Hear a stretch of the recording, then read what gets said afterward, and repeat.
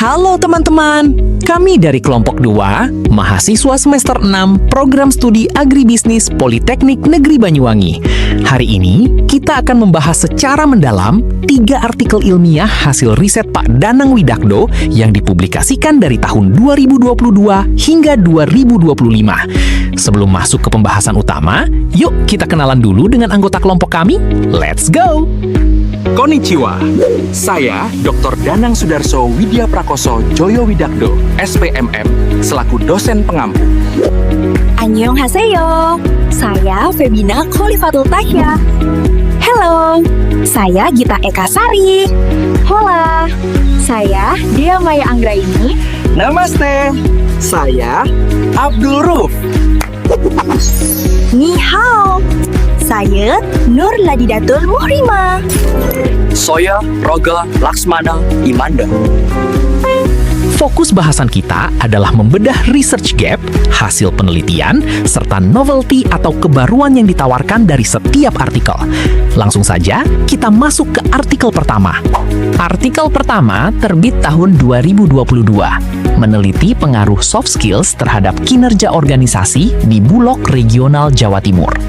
Hasilnya, penelitian ini membuktikan bahwa workability, disiplin, dan komunikasi berpengaruh positif signifikan terhadap resilient leadership dan performa organisasi.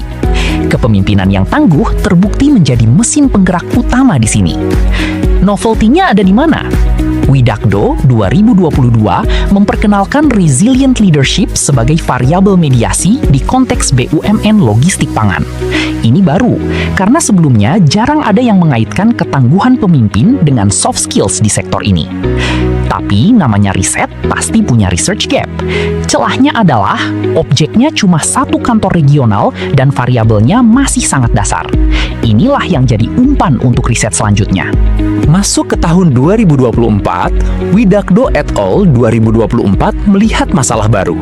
Ada gap teknologi antara pimpinan senior dan bawahan milenial di Logistics Bureau. Hasil penelitiannya menarik.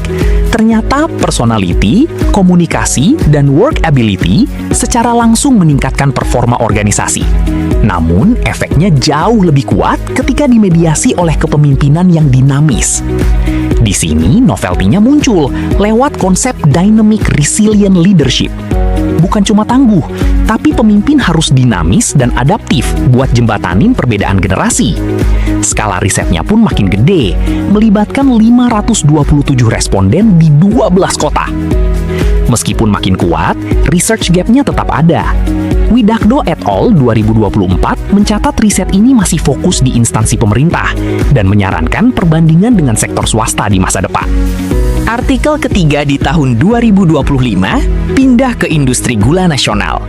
Widakdo et al. 2025 melihat bahwa skill kepemimpinan saja ternyata nggak cukup. Hasil penelitian, leadership skills terbukti meningkatkan kinerja. Namun temuan terpentingnya adalah exclusive human values atau EHV, terbukti menjadi mediator penuh. Artinya, tanpa nilai kemanusiaan, keterampilan pimpinan tidak akan maksimal meningkatkan kinerja. Research gap, riset ini masih terbatas pada industri gula, dan performa organisasi masih diukur berdasarkan persepsi karyawan, bukan evaluasi internal organisasi secara langsung. Novelty, penggunaan variabel exclusive human values seperti integritas, empati, dan problem solving sebagai mediator penuh adalah kontribusi baru yang belum banyak digunakan pada penelitian sebelumnya. Sekarang, mari kita bandingkan ketiga jurnal ini untuk melihat benang merahnya. 1. Evolusi konsep. Dari kepemimpinan yang tangguh, 2022, menjadi tangguh dan dinamis, 2024, hingga berbasis nilai kemanusiaan, 2025. 2. Cakupan objek. Dari satu kantor regional, 2022, meluas ke 12 kota, 2024, hingga industri nasional dengan 29 pabrik gula, 2025. 3. Peningkatan peran mediasi.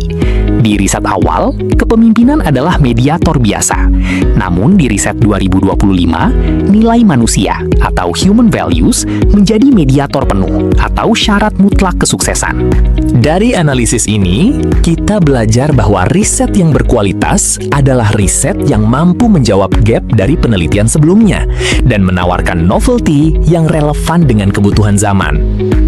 Demikian pemaparan yang dapat kami sampaikan pada kesempatan kali ini. Kami mengucapkan terima kasih atas perhatian serta waktu yang telah diberikan. Sampai jumpa di kesempatan berikutnya. See you!